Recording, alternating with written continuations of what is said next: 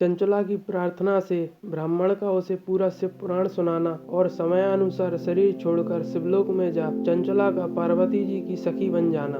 ब्राह्मण बोले, नारी, सौभाग्य की बात है कि भगवान शंकर की कृपा से शिव पुराण की इस वैराग्य युक्त कथा को सुनकर तुम्हें समय पर चेत हो गया है। ब्राह्मण पत्नी, तुम डरो मत, भगवान शिव की शरण में जाओ। शिव की कृपा से सारा पाप तत्काल नष्ट हो जाता है। मैं तुमसे भगवान शिव की कीर्ति कथा से युक्त उस परम वस्तु का वर्णन करूंगा जिससे तुम्हें सदा सुख देने वाली उत्तम गति प्राप्त होगी। शिव की उत्तम कथा सुनने से ही तुम्हारी बुद्धि इस तरह पश्चाताप से युक्त एवं शुद्ध हो गई है, साथ ही तुम्हारे मन में विषयों के प्रति वैराग्य हो गया है। पश्चाताप ही पाप करने वाले पापियों के लिए सबसे बड़ा प्रायश्चित है। पश्चाताप से ही पापों की शुद्धि होती है।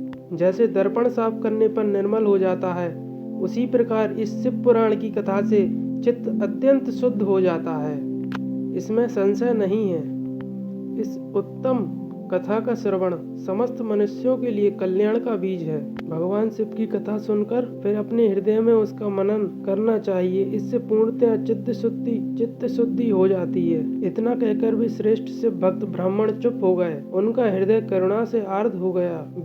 वे शुद्ध चित्त महात्मा भगवान शिव के ध्यान में मग्न हो गए। तदनंतर बिंदुक की पत्नी चंचला मन ही मन प्रसन्न हो उठी। ब्राह्मण का उक्त उपदेश सुनकर उसके नेत्रों में आनंद के आंसू छलक आए थे। वह ब्राह्मण पत्नी चंचला हर्ष भरे हृदय से उन श्रेष्ठ ब्राह्मण के दोनों चरणों में गिर गई और हाथ जोड़कर बोली, मैं कृतार्थ हो गई। तत्पश्चात उठकर वैराग्य युक्त उत्तम बुद्धि वाली वह स्त्री जो अपने पापों के कारण आतंकित थी, उन महान शिव भक्त ब्राह्मण से हाथ जोड़कर गदगद वाणी में बोली। चंचला ने कहा, ब्राह्मण, शिव भक्तों में श्रेष्ठ स्वामिन, आप धन्य हैं, परमार्थदर्शी हैं और सदा परोपकार में लगे रहते हैं, इसलिए श्रेष्ठ साधु पुरुषों में प्रशंसा के योग्य है। साधु, मैं नरक के समुद्र में गिर रही हूँ, आप मेरा उद्धार कीजिए।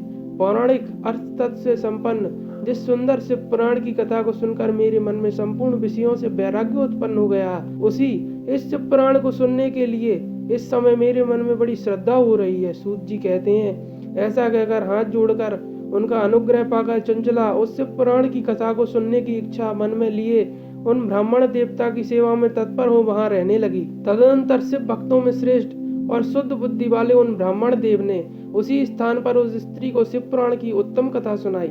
इस प्रकार उस गोकर्ण नामक महाक्षेत्र में उन्हीं श्रेष्ठ ब्राह्मण से उसने शिव पुराण की वह परम उत्तम कथा सुनी, जो भक्ति, ज्ञान और वैराग्य को बढ़ाने वाली तथा मुक्ति देने वाली है। उस परम उत्तम कथा को सुनकर वह ब्राह्मण पत्नी अत्यंत कृतार्थ हो गई। उसका चित्त शीघ्र ही शुद्ध हो गया। फिर भगवान शिव के अनुग्रह से उसके हृदय में शिव के सगुण रूप का चिंतन होने लगा। इस प्रकार वह अपना मन शिव में लगाने लगी। उत्तम बुद्धि पाकर शिव के सच्चिदानंदमय स्वरूप का बारंबार चिंतन आरंभ किया। तत्पश्चात समय के पूरे होने पर भक्ति, ज्ञान और वैराग्य से युक्त हुई चंचला ने अपने शरीर को बिना किसी कष्ट के त्याग दिया। इतने में ही त्रिपुर शत्रु भगवान शिव का भेजा हुआ एक दिव्य विमान द्रुत गति से वहां पहुंचा, जो उनके अपने गणों से संयुक्त और भांति भांति के शोभा साधनों से संपन्न था। चंचला उस विमान पर आरूढ़ हुई और भगवान शिव के श्रेष्ठ पार्षदों ने उसे तत्काल शिवपुरी में पहुंचा दिया। उसके सारे मल धुल गए थे। वह दिव्य रूप धारिणी दिव्यांगना हो गई थी। उसके दिव्य अवयव उसकी शोभा बढ़ाते थे। मस्तक पर अर्धचंद्र का मुकुट धारण किए वह गौरांगी देवी शोभाशाली दिव्य आभूषणों से विभूषित थी। शिवपुरी में पहुंचकर उसने सनातन देवता त्रिनेत्रधारी महादेव जी को देखा।